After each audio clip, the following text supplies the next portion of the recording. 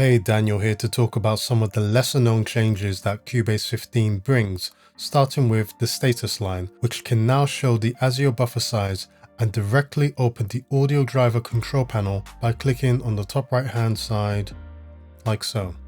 The toolbar also includes a new button by default to open the redesigned hub on the top left hand side, as seen here.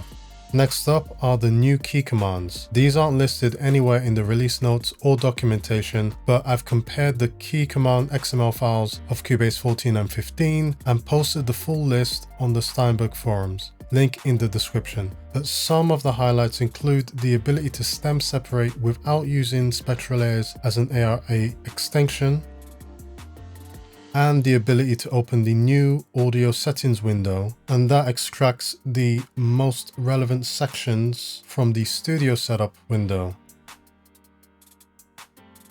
and also includes a shortcut to audio connections. Next up is the preference setting to invert direction for horizontal scrolling. So when using the mouse wheel, which exists on the preferences, editing, the default horizontal scrolling direction has been reversed in Windows to match Mac OS when using Shift and the mouse wheel in the various editors like the project window or the mix console, which is effectively having the preference disabled.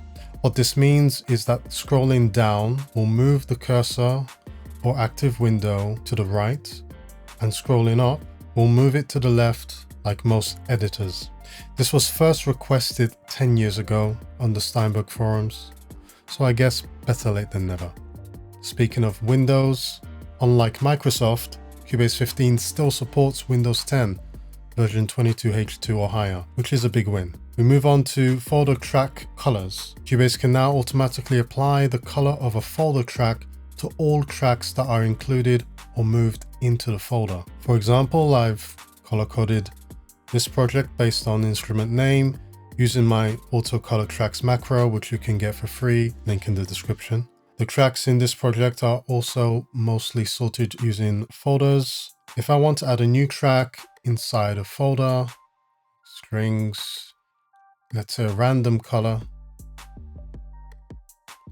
and add the track, Cubase says no and forces the color of the folder track. You can of course disable this preference by going to edit preferences, folders on the event display, and setting this to never.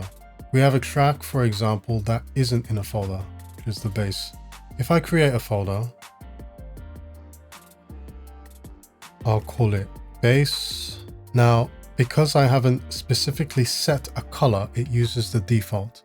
So if I move this track into this folder, the preference isn't activated. If I highlight the folder track and set the color to green, the track immediately changes from red to green. My auto color track macro will still factor folders and change the color accordingly based on the name. The last thing we'll talk about is plugin scaling. Now you can perform VST plugin scaling on stock plugins, add a random one, distortion, by right-clicking anywhere, selecting user interface scaling and picking your desired size. So let's go to the max, 100.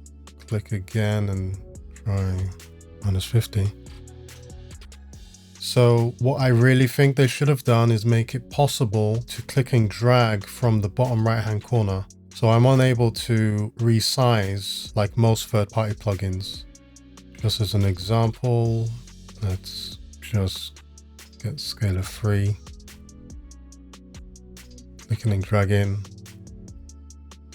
is the behavior I would expect. The following plugins mentioned on screen currently lack the feature to resize due to technical limitations at the time of recording. And that wraps it up for now. Like, comment, and share if the video's been helpful. Take care.